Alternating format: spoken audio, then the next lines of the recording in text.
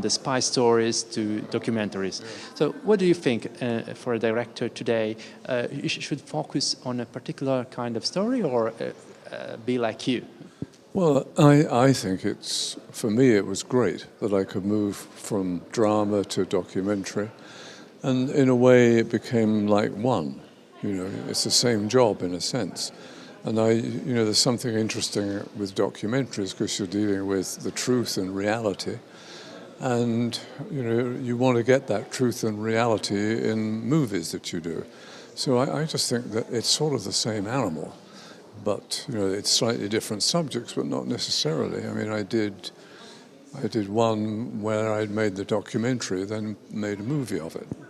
But I think it's good for people to kind of stretch out and, dare I say it, meet real people and not just, deal with make-believe and actors and scripts. But I found it helped me work with people who I had to make believe were real by working with people on documentaries who were talking about real things.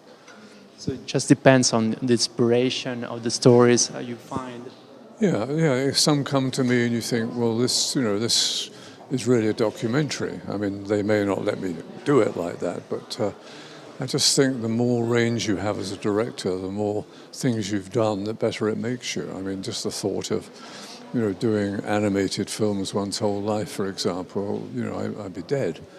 So it's to get the kind of variety and humanity, as it were, into your work by dealing sometimes with real people. And in movies, I sometimes use people who've never acted before because they have a truth about them that I don't think an actor can find.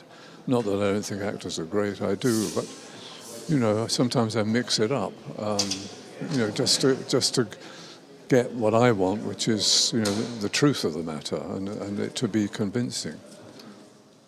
So what about your current project and your project for the future?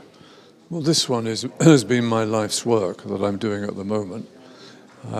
When I first started in 1960-something, the company I worked for in Manchester, England, had this idea of why don't we get a load of kids together and talk to them about their future and just see how deadly the English class system was, that some kids didn't have a chance and other kids had everything. So I worked as a researcher on that, and it was incredibly successful because it showed how deep the class system is. So then we decided, why don't we go on? Why don't we go back to these people, these children, when they're 14 and see how they're doing? And then we knew we were onto something. So then we've just done it every 7 years, and now they're 63. So they started with me when they were 7, and now they're 63.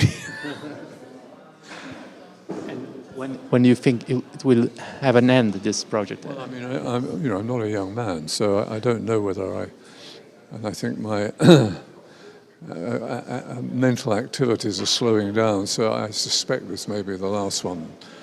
And they're getting older and whatever, but I think we've got the best of their lives or the most dramatic part of their lives. I mean, if I'm still here and I'm compos mentis, I will do it again, but I'm not sure that I will be.